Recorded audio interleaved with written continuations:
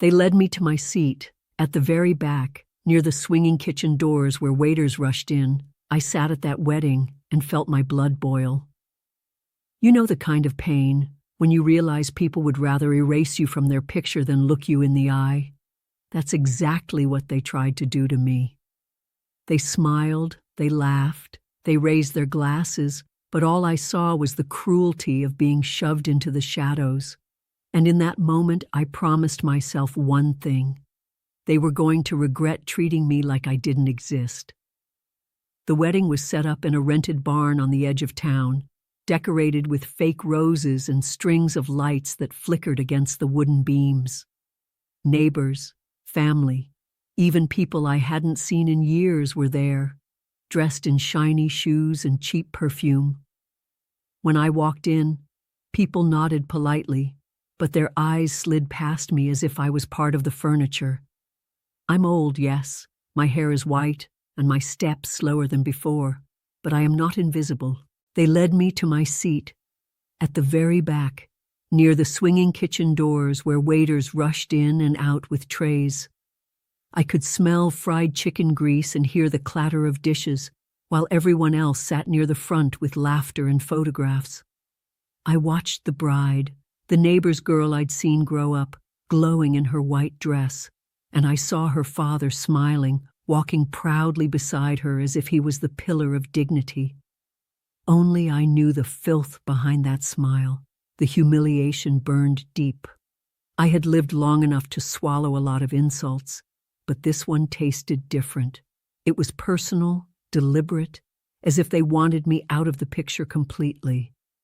I kept my back straight, folding my hands in my lap, but inside me, something turned sharp and cold.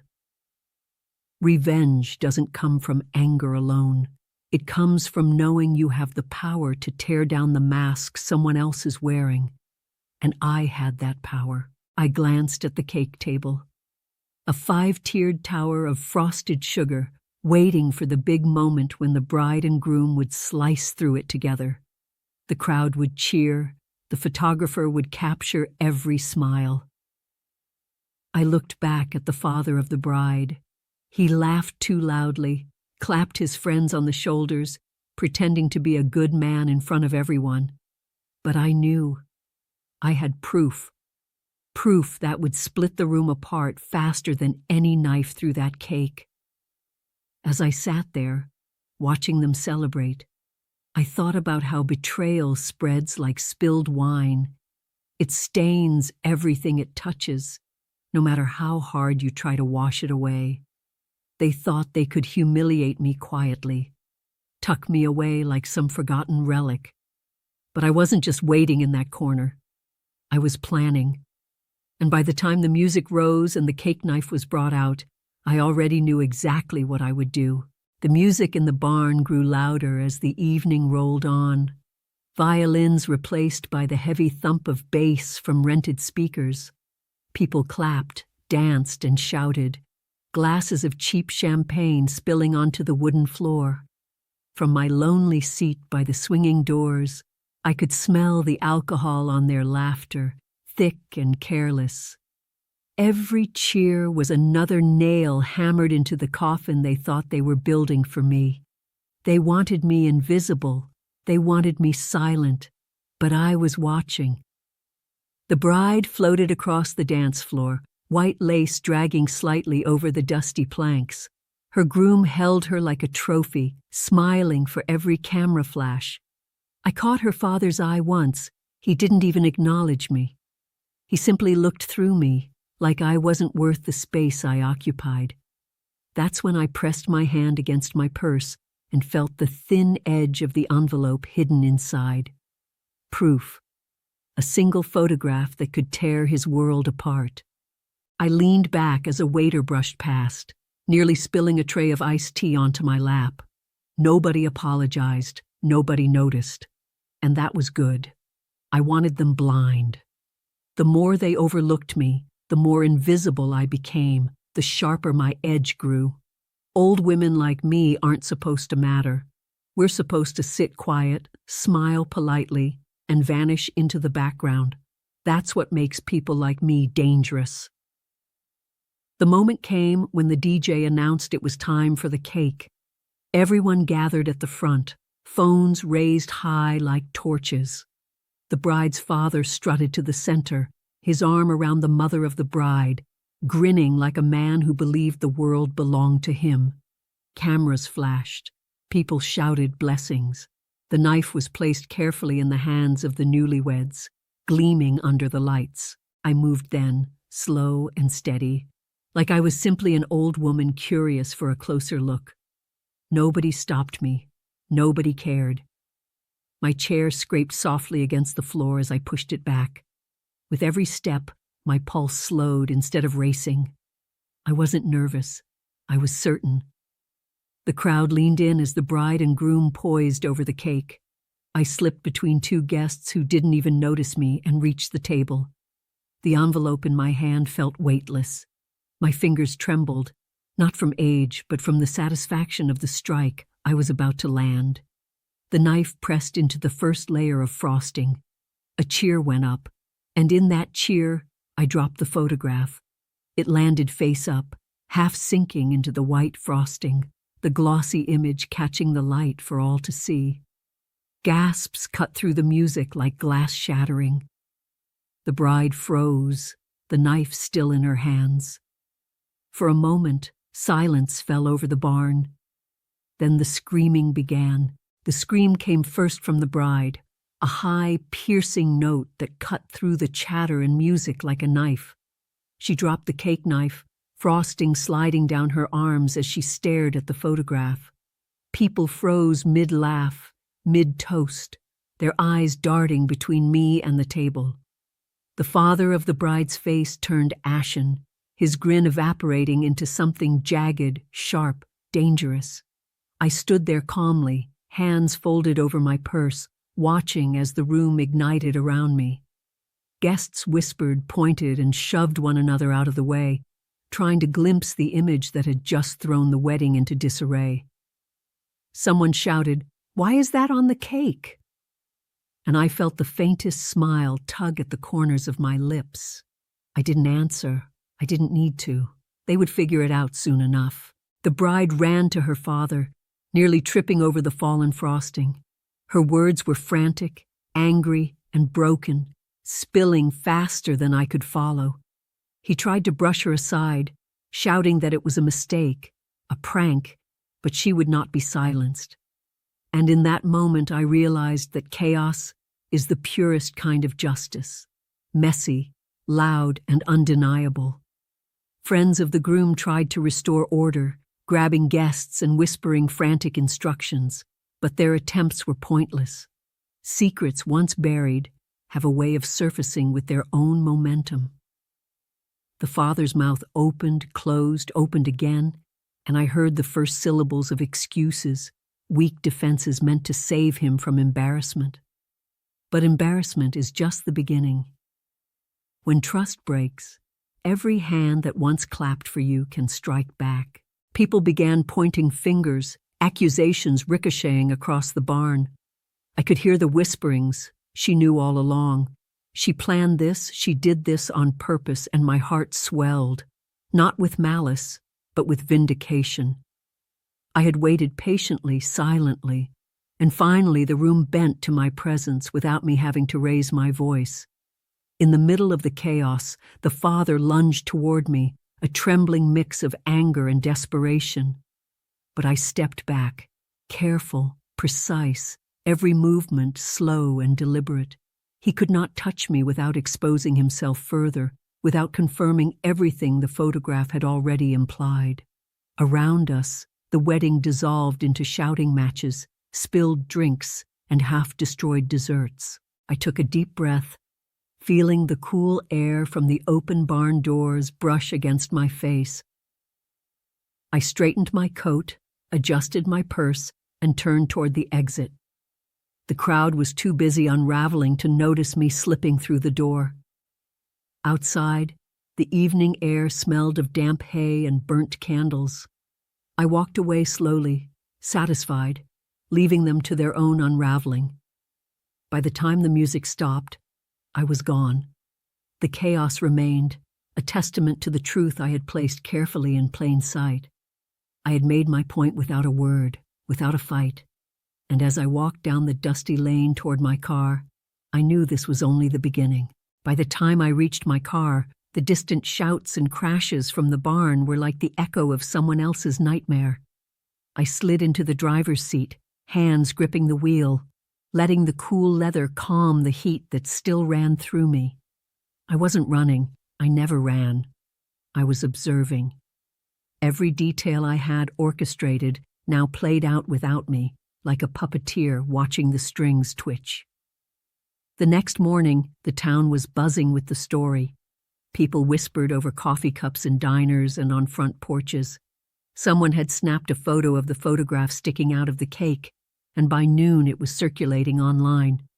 The father of the bride had tried to call the local paper, claiming it was a joke gone wrong, but no one believed him.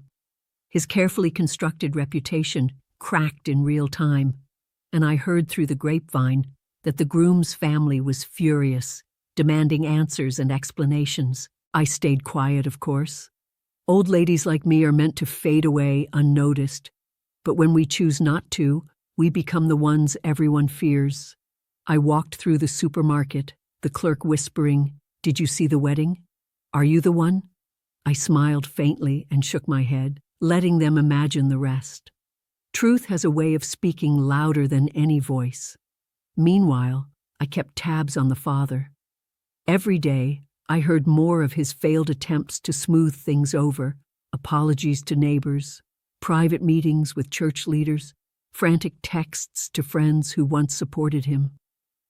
He was unraveling piece by piece, unable to stop the consequences I had set in motion. And yet, it wasn't enough just to watch. I wanted the lesson to be permanent. One evening, I drove past the barn where the wedding had taken place.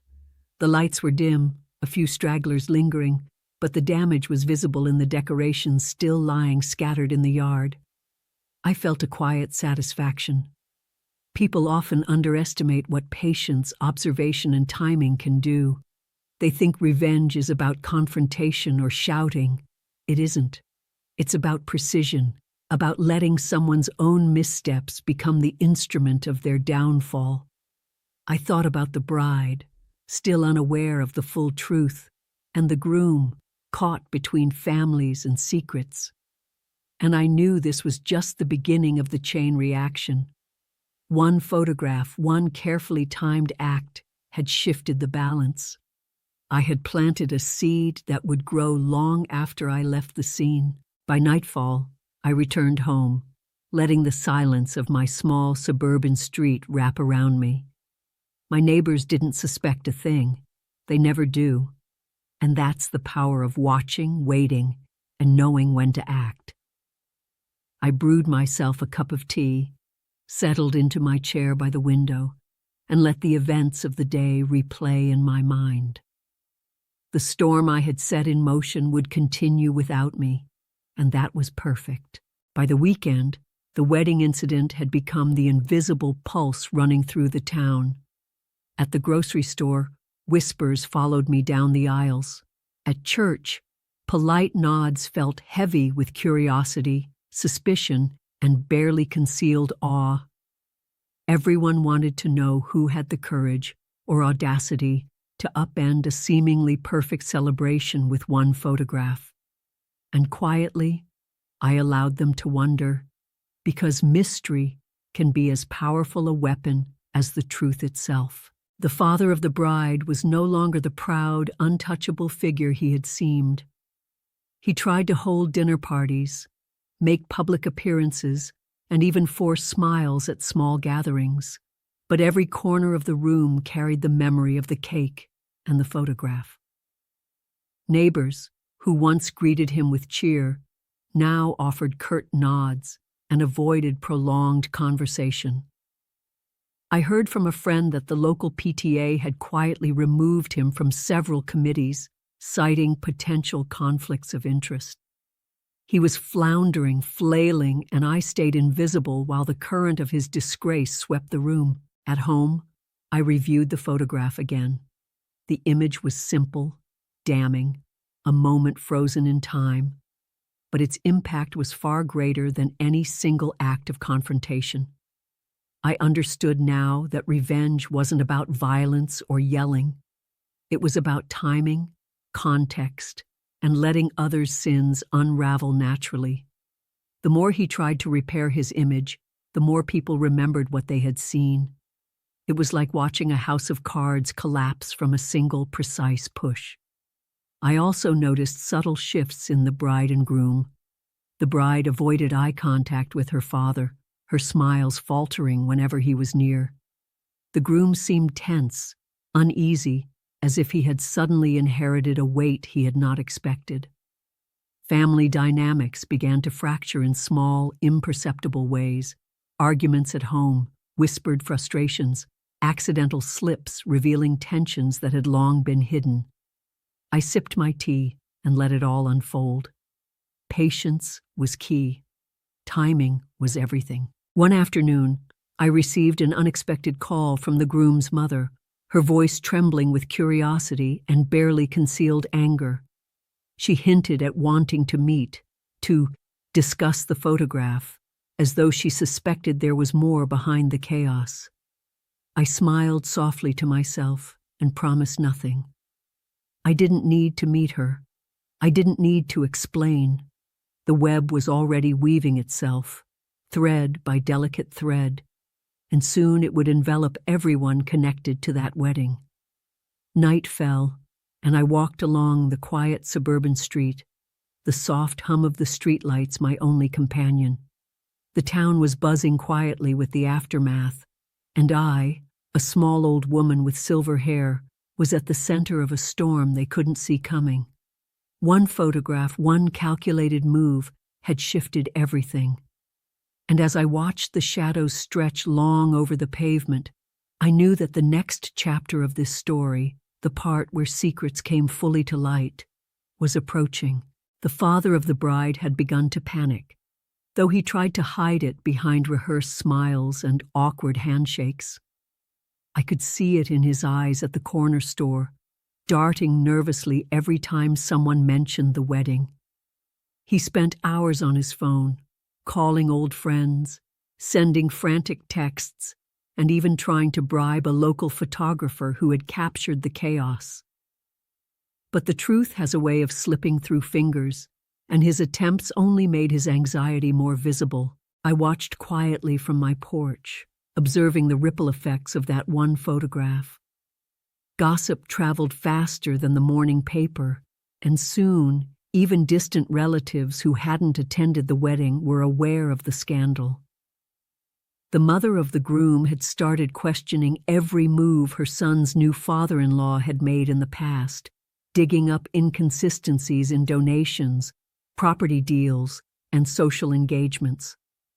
Little cracks that had been invisible for years were now illuminated in the harsh light of scrutiny, and I smiled to myself, knowing I didn't need to lift a finger. But the chaos wasn't limited to him. The bride seemed to shrink into herself, her confidence shaken, her laughter hesitant. The groom tried to protect her, but tension hung between them like thick smoke. Even the bridesmaids began whispering behind closed doors, sensing betrayal where no one had imagined it existed. I knew the ripple I had started wasn't just about revenge. It was about revealing the rot that had been hidden behind polite smiles and social gatherings. One evening I received a knock on my door. It was the groom's mother, her eyes red-rimmed and voice trembling with frustration. She accused me carefully of orchestrating the photograph, of planning the chaos. I merely invited her in for tea, pouring the water slowly, watching her wrestle with the truth she didn't want to admit. I didn't need to answer her. The tension in her gaze said everything. She knew I had played a role, but she couldn't prove the full extent of it. That uncertainty was its own punishment. Meanwhile, the father of the bride tried a public apology on social media, crafting a message filled with regret and deflection. But no one believed it. Comments poured in from neighbors, friends, and strangers who had seen the photograph online. The shame, once private and manageable, had become permanent, spreading across screens and conversations. He couldn't control it, and every new post reminded him of what he had lost: respect, authority, dignity. I sat in my favorite chair by the window that night, the warm glow of the lamp casting long shadows across the room. I sipped my tea and let the city outside simmer in chaos. One photograph, one act of quiet defiance, had set off a chain reaction I didn't need to touch further. They were unraveling themselves, and the lesson had only just begun. By midweek, the entire neighborhood had picked sides, though most pretended otherwise at casual gatherings. Conversations that once revolved around gardening tips or bake sales now circled the wedding incident, the photograph, and the father's growing paranoia. I moved through town like a ghost, unnoticed but omnipresent, aware of every whispered speculation and every glance that lingered too long in my direction. It was a delicate kind of power, watching them stumble over the consequences of their own misdeeds. The father of the bride had begun avoiding the usual haunts: the diner, the grocery store, even the local library. His absence was noted everywhere, and questions began to multiply. One neighbor, emboldened by the scandal, confronted him in the parking lot, demanding an explanation for the photograph. He stammered, waved his hands, tried to smile, but the truth had already broken its way into the light. The community wasn't just watching. They were judging, and every step he took only confirmed their suspicions. Meanwhile, the bride remained distant, withdrawn, and haunted by the photograph's revelation. She avoided family gatherings, canceled coffee dates with friends, and spoke less than she ever had. Her father's attempts to control her behavior only pushed her further away, and I knew that the cracks were widening exactly as I had intended.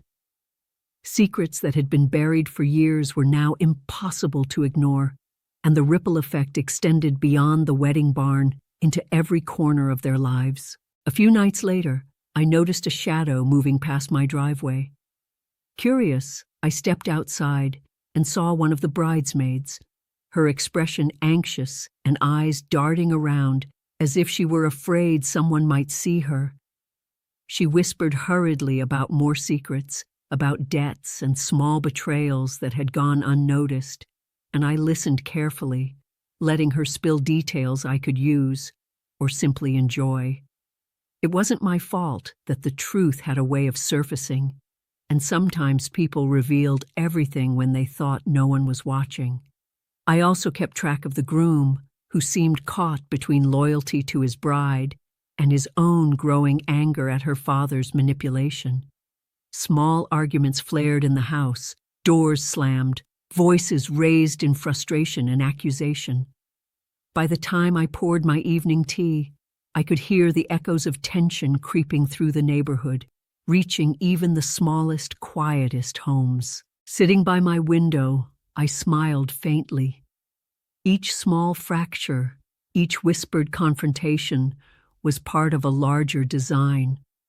I had thrown one photograph into a cake, and now the seeds had been sown. The father's control was slipping, the bride's trust had been fractured, and the community itself was slowly turning against him. The storm I had begun was no longer just my doing. It had taken a life of its own, and I watched it grow with careful satisfaction. The father of the bride was spiraling, and I watched with quiet satisfaction as panic replaced his arrogance. Every phone call he made was a misstep. Every attempt at reconciliation seemed only to expose another layer of deception. By now, most of the town had a whisper of the photograph, and his carefully curated image as a respectable man was crumbling like dry plaster. The more he tried to regain control, the faster he stumbled. One evening, I saw him storm into the local diner, voice raised as he confronted a former friend who had spread a copy of the image online. The friend remained calm, smiling politely, repeating the truth over and over until the father's face went red with frustration. He left the diner, slamming the door behind him, unaware that the entire staff had witnessed the meltdown. By the time he reached his car, someone had already snapped a photo, sending it immediately to a local gossip blog. Inside my small suburban home, I sipped my tea, feeling the quiet power of patience. I didn't need to push him further. He was doing it all himself. Every misstep, every frantic call, every angry confrontation added to the growing sense of chaos that had begun to suffocate him. The town, which had once treated him with deference, now gawked at his every move, waiting for the next slip. Meanwhile, the bride and groom continued to struggle with the fallout. Whispered conversations and tense dinners created an atmosphere thick with suspicion and resentment. The bride's father attempted to reconcile with her in private, but every word sounded hollow, every gesture desperate. She had started confiding in friends, revealing small details about his behavior that made him even more vulnerable. I listened quietly through my network of subtle connections, neighbors, former colleagues, even a few churchgoers who liked to share news, and every revelation made my plan's effect even sweeter. Then came the evening when I received a frantic message from the father himself. It wasn't angry, it was pleading. He hinted at wanting to meet, to explain everything, but the tone carried the unmistakable tremor of fear. I considered it for a moment, then smiled. There was no meeting. My position was safe. His desperation was his own undoing, and I had no need to step into the spotlight. That night, I looked out my window at the quiet suburban street, shadows stretching long across the pavement.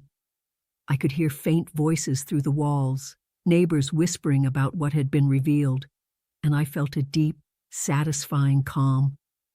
One photograph, one calculated act, had ignited a chain reaction that now extended far beyond the wedding barn. He was unraveling, the family tension was rising, and the town was watching.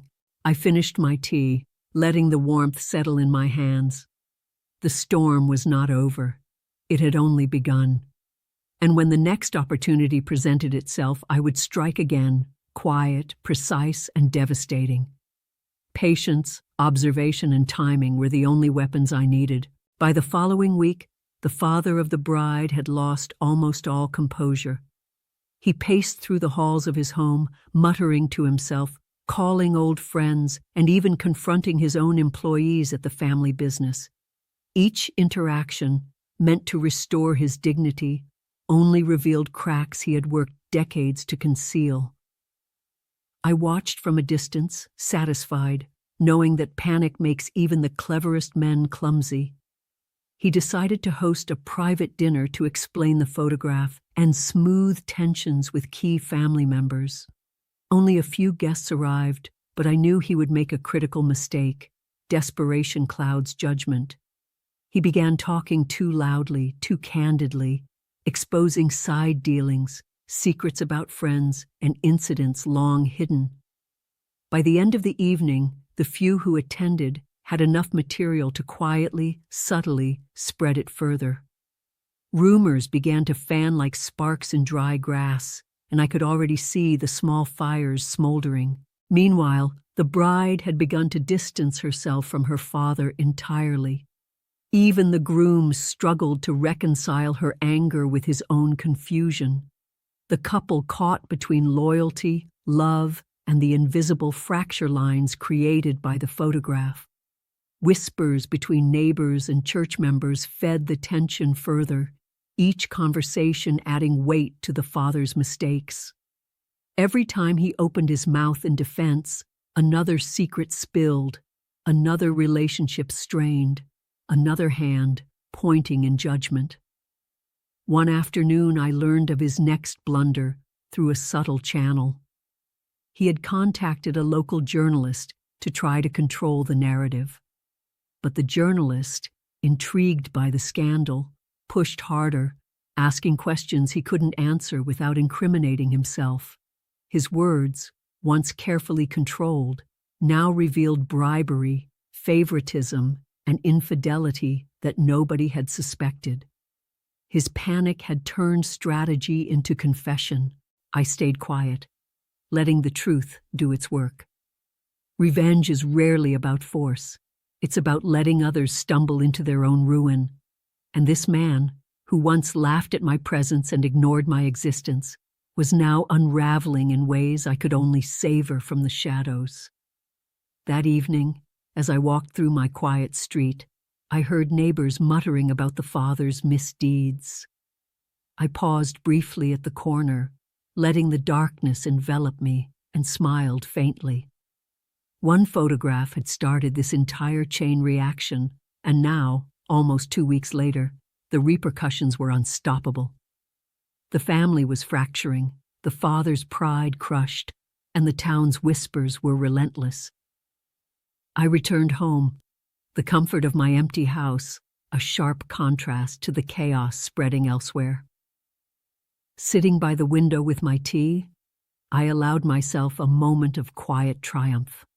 The next moves would come easily now. The seeds had been sown, and the storm I had begun was only growing stronger. By mid-month, the photograph's impact had spread far beyond the wedding barn. The father's allies, friends, colleagues, and even church members began to distance themselves. Subtle slights and cold shoulders replaced nods of respect. Invitations to local events went unanswered. People whispered behind his back, questioning everything he had done in the past. And I watched quietly as the web I had begun ensnared not just him, but his carefully constructed network. The local diner had become a hot spot for gossip. Every morning, regulars dissected the latest missteps, an overheard conversation here, a poorly thought-out apology there. The father's attempts to control the narrative were failing spectacularly. He sent frantic messages to friends, begging them to clarify his position, but the more he scrambled, the more obvious his desperation became. One by one, his supporters wavered, uncomfortable being associated with someone so publicly exposed. Meanwhile, the bride had begun confiding in a cousin I knew only in passing. She revealed hints of further indiscretions, hidden debts, small lies, and moments of cruelty that the father had long kept hidden. Each story, each revelation, was another domino tipped over in a sequence I had quietly set in motion. The community, hungry for scandal, latched onto these snippets, weaving them into an ever-expanding narrative of betrayal and deceit. The father's panic became more erratic. He appeared at public meetings, attempting to speak, to regain some authority, only to be met with silence or thinly veiled disdain. People avoided eye contact, murmured behind their hands, and some even walked away mid-conversation. I watched the shifts with careful attention, noting how fear and doubt had begun to erode his once formidable presence. His own actions were now undermining him more effectively than any photograph or word I could deliver. Then, an unexpected development arrived. A former business partner, someone the father had relied on for years, began quietly leaking information to the press. Minor infractions, overlooked deals, small betrayals, all resurfaced. The community had been primed by the wedding incident, and the press amplified the fallout, framing him as a man whose charm masked a lifetime of manipulation. I remained at home, invisible as ever, observing from my window. Shadows of trees stretched across my living room floor as the sun dipped low, casting the street in muted orange light. I sipped my tea, feeling the satisfaction of someone who has ignited a storm and watches it gain momentum on its own. By the end of the day, The father's carefully cultivated image lay in ruins, his allies gone or questioning their loyalty, and whispers of scandal echoing down every suburban street. I smiled quietly, knowing the chain reaction was far from over. The seeds I had planted were growing stronger every day, and the next chapter of Revelations was already taking shape. The father of the bride, finally sensing the full weight of the scandal, decided to confront it head-on. He arranged a small community gathering at the local church hall, intending to explain, justify, and regain some semblance of control. The chairs were neatly arranged, the lights soft, the air heavy with expectation. But what he didn't realize was that desperation has a way of undoing even the most carefully prepared plans.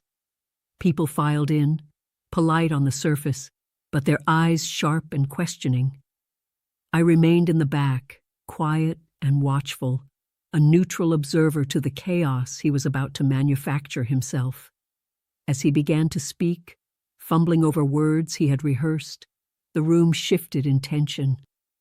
Every misplaced pause, every awkward gesture, amplified suspicion instead of easing it. Guests whispered among themselves, eyes darting between him and his daughter, who sat stiffly in the front row, her arms folded in defiance. He tried to defend himself, claiming innocence and misunderstanding, but the more he spoke, the more details slipped from his control. He revealed side business dealings, offhand comments about friends, and small indiscretions he had hoped no one would remember. A quiet gasp came from the corner as someone mentioned a donation discrepancy, and murmurs spread like wildfire. I felt the slow satisfaction of watching a man's carefully constructed world crumble piece by piece, his own words acting as the wrecking ball. The bride, for the first time, spoke out. Her voice was steady, controlled, but the weight of her conviction cut through the father's defenses like a blade. She outlined moments of manipulation, lies, and betrayal, not with anger but with an unwavering clarity that left him scrambling for words. The room went silent, everyone hanging on her every word. His attempts to redirect or minimize the revelations only exposed more flaws, more cracks in his public persona. By the end of the evening, the father left the hall humiliated, retreating into the shadows where pride and control once reigned. Neighbors whispered as they filed out, analyzing each word, each gesture, each slip of tongue. I remained seated, sipping my tea, feeling the quiet thrill of a storm perfectly executed. One photograph, one calculated act, had set in motion a chain of events far beyond the wedding, and it was now self-propelling, unstoppable. That night, walking home under the streetlights, I reflected on the power of patience and precision. Revenge doesn't need force. It needs timing, observation, and letting others' actions seal their fate. The father's own mistakes had become the instrument of his downfall, and the echoes of chaos were only growing louder. The next moves would be subtle, quiet, and devastating in ways he could never anticipate. By the following week, the father's network had begun to crumble completely. Former friends, business associates, and even distant relatives started quietly turning against him. Whispers of the wedding scandal merged with long-hidden grievances, creating a torrent of criticism that he could not contain. I watched from my porch, a cup of tea warming my hands, as the man who once walked with confidence now flinched at every glance, every word, every murmur. An unexpected twist came from his former business partner, a woman who had once been loyal and discreet. She began leaking small but damaging details to neighbors and local journalists, carefully calculated to amplify the scandal without directly implicating me. Minor indiscretions, overlooked debts, and forgotten favors became public fodder, each revelation chipping away at the father's credibility. He tried to respond, but every defense revealed another layer of incompetence, dishonesty, or arrogance.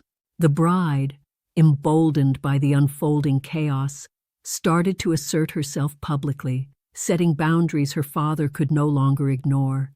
She spoke with friends, family, and even the church board, revealing the extent of his manipulation and demanding accountability. The father's attempts to regain influence only made her voice stronger, and the community listened. Even the groom, initially hesitant, began to recognize the truth of her words, aligning quietly with her perspective while trying to shield her from total collapse. Neighbors, once silent or polite, now actively contributed to the chain reaction. Conversations in grocery stores, at coffee shops, and even on the sidewalks were loaded with pointed comments and thinly veiled observations. His reputation, built over decades, was unraveling before my eyes. The more he tried to control it, the faster it slipped away. Each time he raised his voice, issued another apology, or attempted to deflect blame, the community interpreted it as confirmation of guilt. One evening, I received an unannounced visit from the bride's aunt, a sharp woman with a reputation for discretion. She hinted at even more secrets, documents, receipts, and correspondence that had never been shared publicly. She did not ask for anything from me. She simply wanted me to be aware that the storm was growing, feeding itself with every hidden truth that emerged. I sipped my tea quietly, letting her words settle. The father's own vulnerabilities were being weaponized, not by me, but by the ripple effect I had set in motion. As night fell over the suburban streets, I felt a sense of calm satisfaction. The photograph, a simple piece of paper embedded in frosting, had ignited a chain reaction far beyond anyone's expectations. The father's world was collapsing from the inside out, and every move he made now fed the momentum. I knew the next phase of the storm would be quieter, subtler, but no less devastating. Patience and precision had won the day. By midweek, the father's personal life was unraveling almost as fast as his public image. The bride refused to see him alone, speaking only in controlled, careful words during family gatherings. The groom, frustrated by the constant tension, began to question his own loyalty, not to his wife, but to the family that had orchestrated this chaos. Friends and relatives whispered behind closed doors, hesitant to offer support, yet unable to ignore the growing scandal. I watched it all unfold from my kitchen window, the shadows of evening stretching across the street like a warning. The father attempted to reconcile with his daughter through small gestures, text messages, flowers, and even a carefully worded letter. Each attempt was clumsy, and every message betrayed his desperation. She read them with measured calm, eyes cold, lips pressed tightly, revealing no emotion. It was as if she were a wall of glass, reflecting back his failures without shattering. The harder he tried, the more fragile his position became, and I allowed myself a faint smile. Patience, observation, and timing had never failed me. Meanwhile, the bride's friends became messengers, spreading the story with careful precision. Small details about past deceptions and betrayals surfaced at lunch tables, coffee shops, and the library, reinforcing what the photograph had revealed. Even neighbors who had once kept their opinions private began subtly confirming the truth, quietly validating what everyone had already suspected. The father could no longer hide behind charm or authority. The weight of his own actions had become unbearable. The groom attempted mediation, but even his influence waned under the constant tension. He tried to reason with both parties, yet every conversation seemed to highlight fractures that had always been there, only now impossible to ignore. I observed him from a distance, noting the subtle cracks in his confidence, the strain in his posture, the way he spoke carefully, cautiously, like a man walking on thin ice. One evening I received a brief visit from the mother of the bride, who whispered about even older grievances coming to light. Past financial disputes, minor manipulations, and hidden slights were resurfacing, adding layers to the chaos. She did not accuse me. She simply nodded, acknowledging the pattern that had already begun to consume the father's life. I sipped my tea in quiet contentment, knowing that the storm I had started was no longer dependent on my actions. It had grown beyond me, feeding on its own momentum, unstoppable and precise. As night fell, I sat by my window and listened to the hum of the quiet suburban street. The father's relationships were now fragile, strained, and impossible to repair quickly. Every whispered comment, every reluctant glance, every hesitant invitation further reinforced the collapse I had set in motion.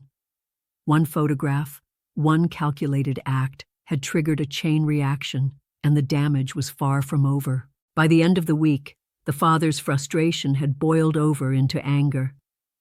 His phone calls were sharp and accusatory, his emails demanding, and every public appearance carried a tension that made people flinch. He tried to confront neighbors, friends, and even church leaders, but each interaction seemed to magnify his failures. The harder he fought to regain control, the more his missteps were observed, discussed, and shared, and I watched it all unfold with quiet satisfaction from my favorite chair by the window. One evening, he stormed into the local grocery store, raising his voice at the clerk over a simple misunderstanding. The other shoppers paused, exchanging glances, whispers spreading quickly. Someone pulled out their phone, recording the scene, and within hours, the footage appeared online. The father's temper, once concealed behind charm and authority, had become his own undoing, a vivid demonstration of the power of patience over impulse. At home, the bride and groom struggled to maintain a sense of normalcy.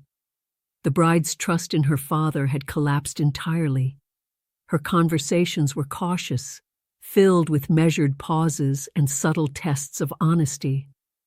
The groom attempted to mediate, but even he had begun to see the futility. Tension permeated the house, creating small conflicts that escalated into arguments, doors slammed, and silent meals that spoke louder than words. Every movement of the father's hand, every glance, every message seemed to ricochet through the family, deepening the divide. Meanwhile, whispers in the neighborhood had turned into pointed conversations.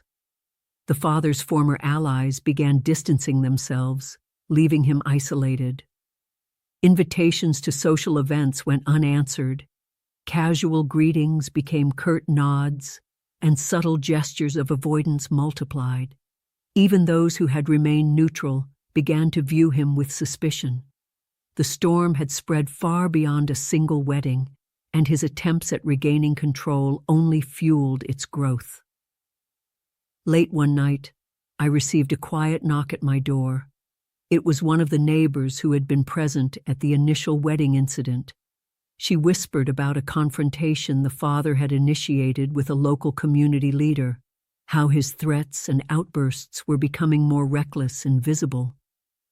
I listened carefully, sipping my tea, letting the details settle. Every act of aggression, every desperate attempt to assert control, was reinforcing the chaos I had set in motion. As the night deepened, I sat by my window, the street silent except for the occasional passing car. I felt the calm of someone who had ignited a storm and now watched it feed itself. The father's own actions had become the engine of his downfall, and the community's eyes were unrelenting. The next moves would come naturally, like a tide rising, and I would be ready to witness every ripple, every consequence, every subtle victory. By the middle of the following week, the father of the bride had become a spectacle.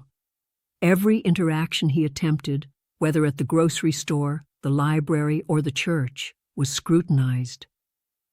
People who had once tolerated his arrogance now watched him with a mix of curiosity and disdain.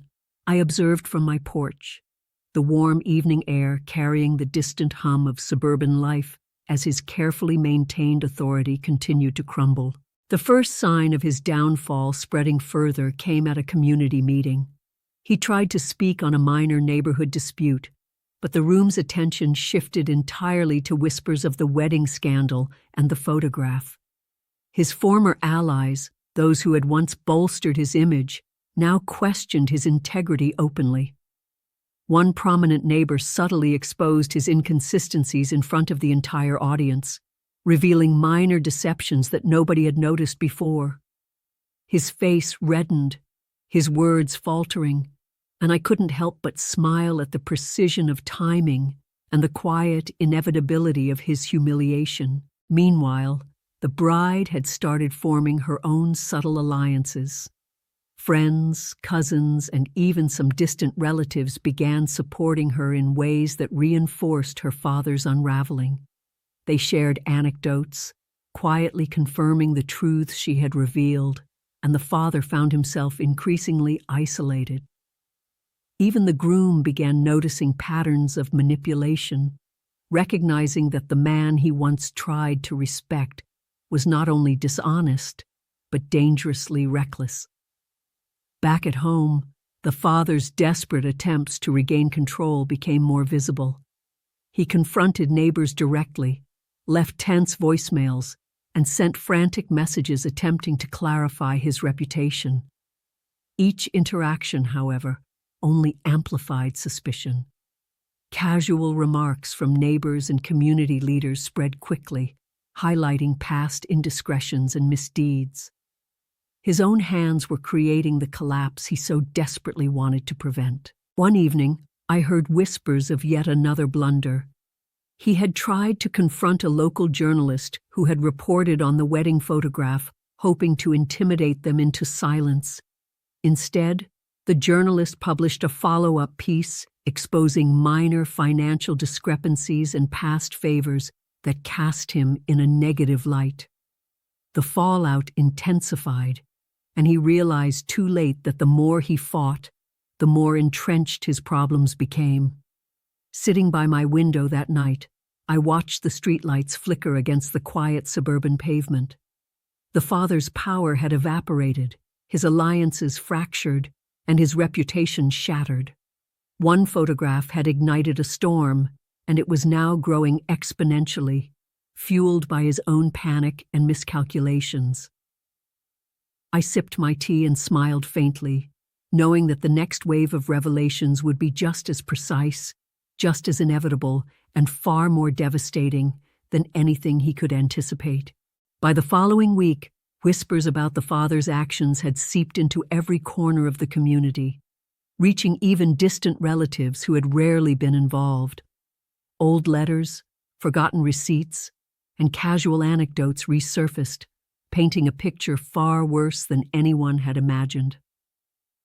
I watched quietly from my porch as his extended family began to reconsider their relationships with him, some withdrawing support entirely, others cautiously questioning every memory of past interactions. The ripple effect was spreading further than even I had anticipated, yet perfectly within the rhythm of patience and timing I had mastered. The bride, now fully aware of her father's unraveling, began documenting small incidents herself: text messages, overheard conversations, and evidence of minor financial manipulation. She shared these discreetly with family members who had previously remained neutral. The information reinforced the growing perception of the father as untrustworthy, creating subtle but undeniable fractures within the family circle. Even distant cousins who once admired him for his charm and authority began whispering about his duplicity. Meanwhile, the father, sensing the walls closing in, tried desperately to regain control. He organized meetings with distant relatives, attempting to rewrite history and offer excuses for long-forgotten mistakes. But each conversation backfired. One aunt remembered a series of property disputes he had manipulated, A cousin recounted financial favors that went unfulfilled, and the stories converged like sparks in dry wood. His own words, combined with these revelations, accelerated the collapse of his carefully constructed image. The groom, increasingly frustrated, started questioning not just the father, but the entire framework of influence he had wielded over the family. He became more protective of his wife, gently steering her away from unnecessary confrontations, but also validating her awareness of her father's failings. The bride's confidence grew as she saw the truth emerge publicly, and her resolve became a quiet weapon in itself, further isolating the father. One evening, I noticed the father pacing near the local park, muttering to himself, clearly unaware that neighbors were watching from across the street. The combination of community scrutiny, family estrangement, and mounting public embarrassment was a storm he could no longer navigate. Every movement, every gesture, seemed to confirm the narrative already forming around him. I sipped my tea, feeling the familiar calm satisfaction of someone who has ignited a chain reaction, and watched it gain momentum entirely on its own. As night fell, I reflected on the power of one photograph, one calculated act, and the patience that had guided its aftermath. The father's extended family was now subtly entangled in the chaos. Their perceptions shifted, their trust fractured, and I knew that the storm was far from over. Every revelation, every misstep, every whispered secret would continue to build, unstoppable and precise, long after I had finished watching. The father of the bride, desperate to reclaim even a fragment of his former control, began making reckless attempts at redemption. He organized small charity events, sent apologies to former friends, and even attempted to host a family dinner to make amends. But every gesture was poorly timed, ill-conceived, and transparently self-serving. I observed quietly from my window as his efforts backfired, the suburban street humming with the low, pervasive energy of gossip and speculation. The charity event was his first major misstep. He announced it publicly, hoping to appear magnanimous, but even casual attendees immediately noticed discrepancies. Donations that were promised never appeared, receipts seemed fabricated, and small favors he had claimed were quickly contradicted by those present. The whispers spread like wildfire, and social media amplified every misstep. His attempt at redemption became yet another confirmation of his mismanagement, another domino in the growing cascade of failures. At the family dinner, the tension was palpable. Relatives, distant and near, attended more out of curiosity than forgiveness. He tried to justify his past behavior, citing misunderstandings and oversight, but each explanation only reminded everyone of prior offenses. A cousin quietly revealed a long-hidden financial misstep. The bride mentioned a minor but significant lie, and the groom subtly emphasized the strain the father's behavior had caused. By the time dessert was served, the room was heavy with unspoken judgment, and the father's face betrayed panic he could not hide. Meanwhile, I continued to track the ripple effect. The community had become a network of subtle enforcement where every small observation, every whispered confirmation, and every shared story reinforced the narrative of his incompetence. Former allies who had initially tried to support him now offered advice to the bride and groom, quietly undermining his attempts at redemption. The father's desperation had created a feedback loop of failure, each act worsening his public image. Late one evening, I heard from a neighbor about his latest blunder. He had attempted to confront a journalist in person, pleading for a retraction of an article. The conversation, however, ended with him storming out, red-faced, only to have the journalist immediately share the encounter online. Public scrutiny intensified further, and the father's credibility crumbled with every passing hour. Sitting in the quiet of my home, I reflected on the inevitability of his downfall. One photograph, one carefully placed act, had ignited a chain reaction that fed itself. The father's attempts at redemption were not only futile, they accelerated his collapse. Shadows stretched across my living room as I sipped my tea, knowing that the next phase would be both subtle and devastating, and there was nothing he could do to stop it. By the following week, the father of the bride was truly alone. Friends who had once defended him now crossed the street rather than meet his gaze. Colleagues who once sought his advice quietly sidestepped him in meetings. Even distant relatives, previously loyal or indifferent, had withdrawn their support, their whispers adding weight to the growing pile of his failures. I watched from my porch as his shoulders slumped under the invisible pressure, his pride crumbling quietly in plain sight. The community had taken on a life of its own. Casual comments in coffee shops, grocery stores, and at church circulated quickly, each one a reminder of his misdeeds. People compared notes, confirmed details, and added context he had long forgotten.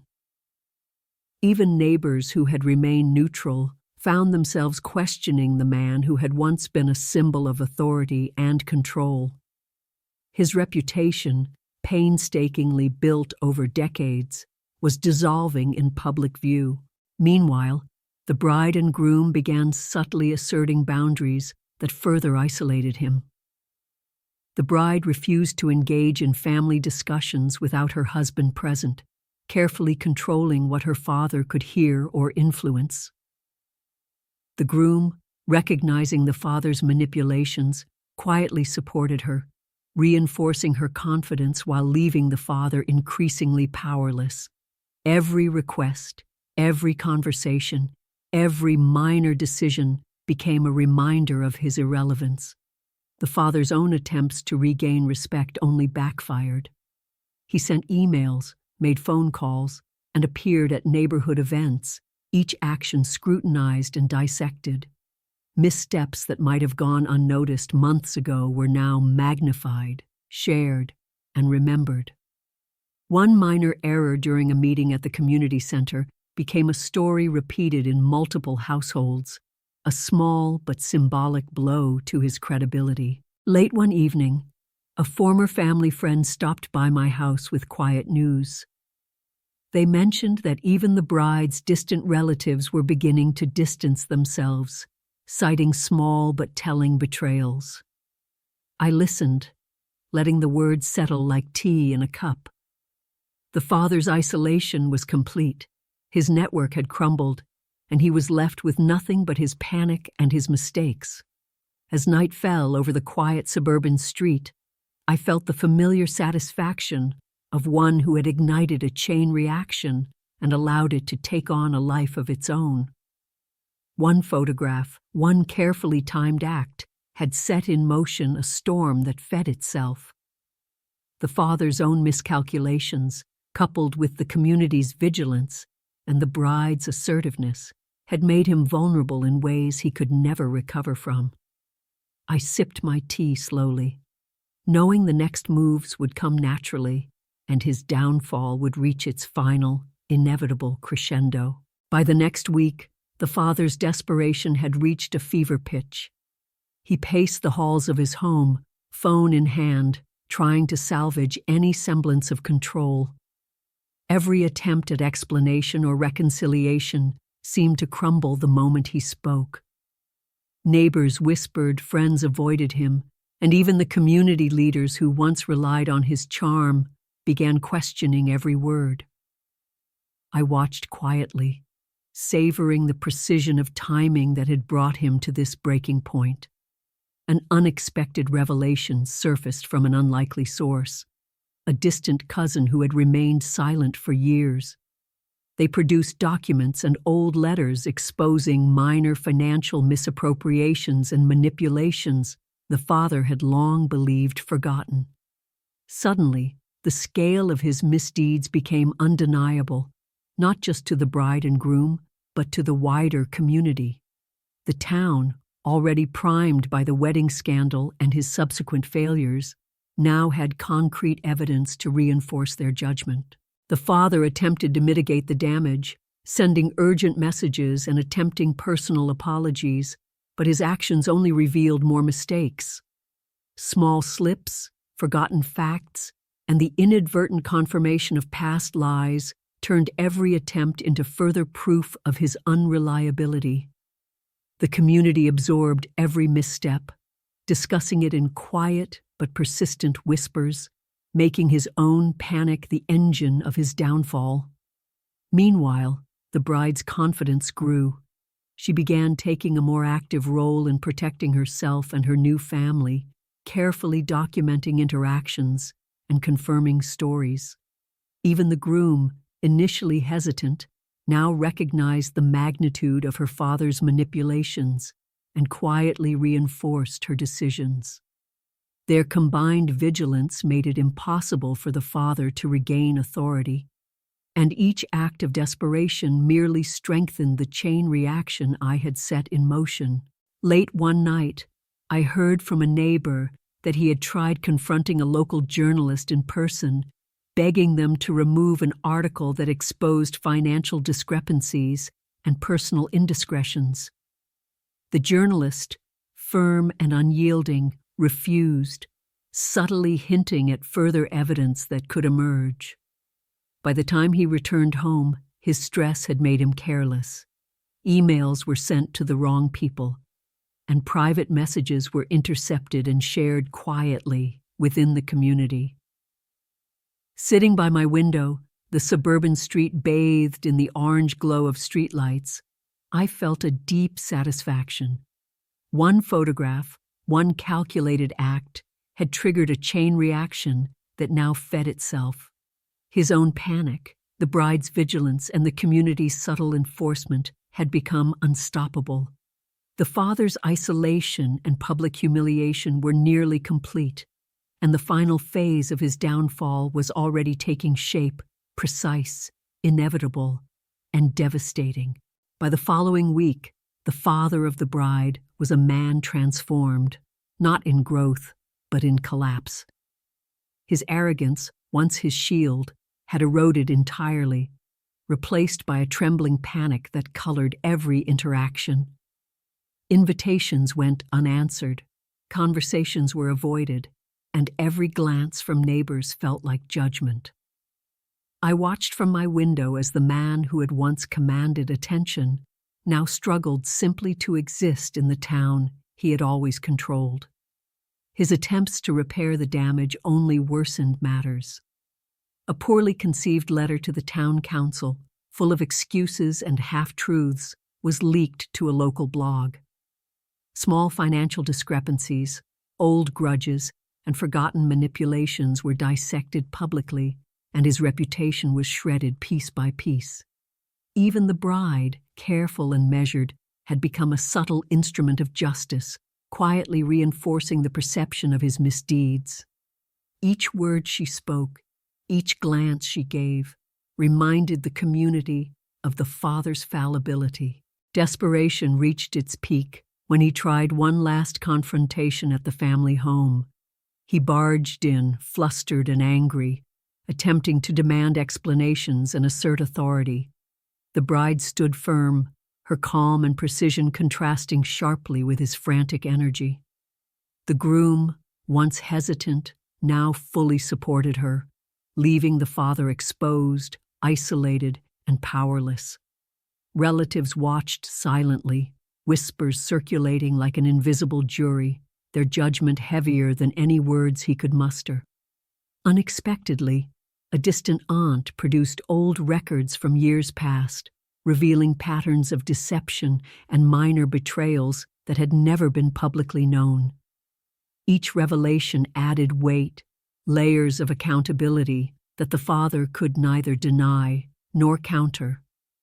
His flustered attempts to explain or dismiss these details only confirmed what the community and family had already observed. The walls of influence he had built over decades collapsed inward, leaving nothing but panic, regret, and isolation. I remained quiet, observing from the shadows, my tea cooling in my hands. One photograph, a single act, had set off a chain reaction that now concluded in near total ruin. The father's miscalculations, combined with careful timing, patient observation, and the bride's steadfast resolve, had created a storm entirely of his own making. As night fell, I looked out at the quiet suburban street, shadows stretching long across empty sidewalks. The father's power had evaporated, his allies abandoned, and his family had reasserted control. The chain reaction I had initiated had reached its peak, precise, devastating, and inevitable. I set down my cup, feeling a deep calm. The storm had run its course, and the consequences of his actions were now fully realized, leaving only quiet reflection in the aftermath of his downfall. Months had passed since the wedding, yet the echoes of that single photograph lingered like shadows in every corner of the town. The father of the bride no longer commanded attention. His presence was met with polite distance or quiet whispers. Friends had vanished, neighbors avoided eye contact, and family ties had been reshaped forever. I watched it all from my living room window, the calm of the evening settling over the quiet streets, knowing that the storm I had set in motion had fully run its course. The bride and groom thrived in the aftermath, their bond strengthened by the trials and the clarity the scandal had forced upon them. They moved with careful intention, aware of the power of truth and vigilance, protecting themselves from any further manipulation. The father's attempts at redemption were abandoned, his isolation complete, and the town had quietly enforced justice through observation, conversation, and subtle judgment. The consequences of his actions were permanent, etched into the memories of everyone who had witnessed the unraveling. Occasionally, a neighbor would mention a small incident, a failed business deal, a forgotten favor, or a minor act of deceit. But these were merely footnotes now, confirmations of the pattern rather than active threats. The father's reputation had been fully dismantled, and there was nothing left for him to control. I smiled quietly at the irony. A man who had once wielded power effortlessly was now invisible in the town he had dominated. I reflected on the power of patience, timing, and subtle action. Revenge is rarely about force. It is about planting seeds and allowing them to grow, unnoticed but inevitable. That photograph, thrown into frosting in a moment of quiet determination, had ignited a chain reaction that no one could have stopped once it began. The storm had been precise, devastating, and complete, not through aggression, but through careful orchestration and observation. As night settled over the suburb, I stepped onto my porch with a cup of tea, the warm glow of the streetlights illuminating the calm pavement. Life had returned to its quiet rhythm, but the lessons of that time remained. People had seen the consequences of arrogance, dishonesty, and misjudgment, and the bride's strength had reminded everyone that truth, when wielded with patience, cannot be denied. I took a slow breath, savoring the serenity that followed the chaos. One photograph, one calculated act, had reshaped lives, repaired some bonds, and broken others forever. The father's downfall was complete. The community had realigned itself naturally, and the bride had reclaimed the integrity of her family. The storm had passed, leaving only the quiet aftermath and the knowledge that sometimes the smallest actions leave the most lasting impact.